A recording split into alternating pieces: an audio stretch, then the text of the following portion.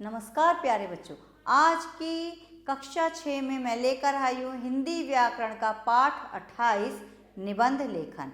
अभी इससे पहली कक्षा में हमने अनुच्छेद लेखन किया था। अब देखते हैं निबंध लेखन और अनुच्छेद लेखन दोनों कैसे किए जाते हैं। तो अनुच्छेद लेखन के विषय में आप जान चुके हैं, अब देखते हैं निबंध लेखन। निबंध का अर्थ है भली प्रकार से बंधा हुआ, अर्थात एक सूत्र में बंधी हुई रचना, अर्थात भली भांति लिखा हुआ या एक सूत्र में एक धागे में पिरोई हुई रचना। यह अंग्रेजी शब्द ऐसे का हिंदी पर्याय है। अंग्रेजी में इसे ऐसे कहते हैं और हिंदी में इसको निबंध कहते हैं। निबंध में शब्द सीमा बंधी हुई होती है और उसी में लेखक को अपनी बात प्रभावशाली ढंग से व्यक्त करनी होती है। निबंध लेखन में निरंतर अभ्यास द्वारा कुशलता प्राप्त की जा सकती है, अर्थात निबंध लिखते समय उसी के अभ्यास द्वारा जितना सटीक रूप से आप निबंध लिखेंगे, उतना जितना प्रभावशाली ढंग से निबंध लिखेंगे, जितना अभ्यास करेंगे, उसी के द्वारा आपकी कुशलता का प्रमाण होता है।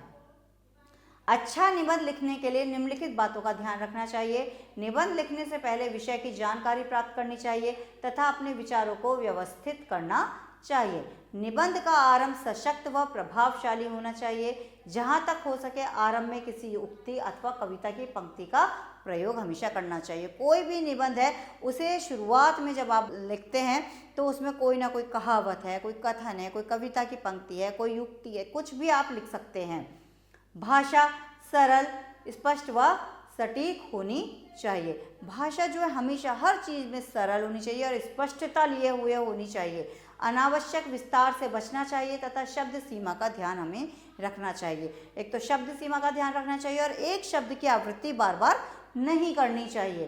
अपनी बात को अलग अलग अनुच्छेदों में व्यक्त करना चाहिए, अर्थात जो भी संकेत बिंदु दिए गए हैं उन्हीं के आधार पर आपको अनुच्छेदों के रूप में अपने निबंध को लिखना चाहिए। निबंध के बीच बीच में कहावतों, सूक्तियों आदि का प्रयोग करके उसे स्पष्ट करना चाहिए। जिस भी विषय पर निबंध आया है उस विषय से संबंधित कोई भी जो है कथन है, कोई कविता की छोटी सी पंक्ति है या कोई उक्ति है, आप उसको इसमें जोड़ करके उसको और ज़्यादा प्रभावशाली बना सकते हैं। भाषा की शुद्धता व विराम चिन्हों का ध्यान रखना अति आवश्यक है, अर्थात भाषा की शुद्धता का स, श, फ, फ इन शब्दों का, इन अक्षरों का ध्यान भी रखना चाहिए और साथ ही विराम चिन्हों का ध्यान रखना आवश्यक है। अगर हम विराम चिन्हों का ध्यान नहीं रखेंगे तो हमारा क्या होगा, वाक्य का अर्थ का अनर्थ हो जाएगा।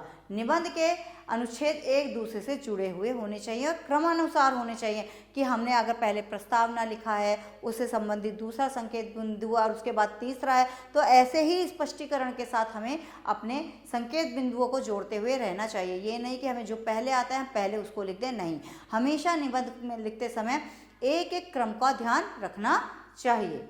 देखिए पहला निबंध है यहाँ पे स्वच्छ भारत अभियान। अब इसकी रूपरेखा में भूमिका दी गई है, स्वच्छ भारत अभियान का अर्थ दिया गया है, अभियान का प्रारंभ दिया गया है, अभियान के लक्ष्य दिए गए हैं, लाभ दिए हैं और उपसंहार दिया गया है। तो ऐसा ना हो कि आप भूमिका के बाद लिख दें अभियान का प्रारंभ, नहीं, सबसे पहले उसका अर्थ समझाइए कि स्वच्छ भारत अभियान का क्या अर्थ होता है। तत्पश्चात आप अभियान कब से प्रारंभ हुआ और किसने प्रारंभ किया, उसके लक्ष्य क्या हैं, इस अभियान को प्रारंभ करने के क्या लक्ष्य थे और हमें इससे क्या लाभ हुआ है, और उसके बाद जो आपने निबंध में लिखा है उसे 3-4 पंक्तियों में उपसंहार के रूप में आप लिख सकते हैं।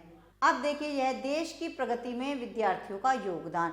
अब देश की प्रगति में विद्यार्थियों का योगदान संबंधित बहुत सुंदर टॉपिक है। इसमें हमें संकेत बिंदु या रूपरेखा नहीं दी गई है इसमें, लेकिन हमें ये बात ध्यान में रखनी चाहिए कि क्या क्या पंक्तियां हम प्रस्तावना या भूमिका में लिख सकते हैं और देश की प्रगति में विद्यार्थियों का योगदान कब से हुआ, क्या क्या उन्होंने किया, इन्हीं बातों को दर्शाते हुए क्रम में हमें लिखना होगा। और शुरुआत हम उक्ति से या किसी कविता की पंक्ति से कर सकते हैं। यहाँ पे दी गई है जैसे जग के उपवन की ये कलियां देखो मुरझाने ना पाए, इनके यश की सुरभि जग के कोने कोने में छा जाए। तो बीच बीच में जब हम कविता की पंक्तियां डाल देते हैं तो वो 4 चांद लगा देता है हमारे निबंध में।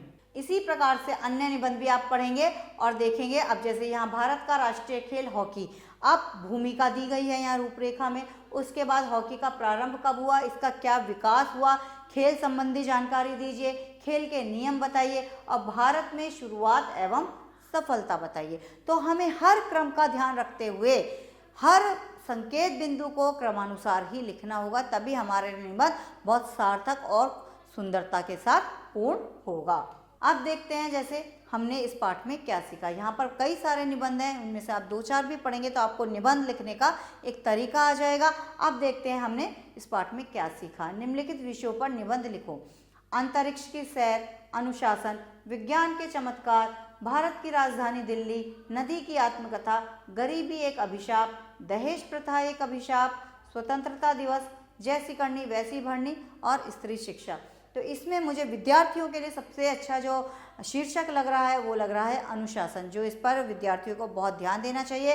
तो आप अगर अनुशासन पर लिखने का अभ्यास करेंगे तो बहुत अच्छा होगा और ये आपके जीवन में भी उतरेगा। तो ध्यान से आप इस विषय पर अपने आप लिखने का प्रयास करें।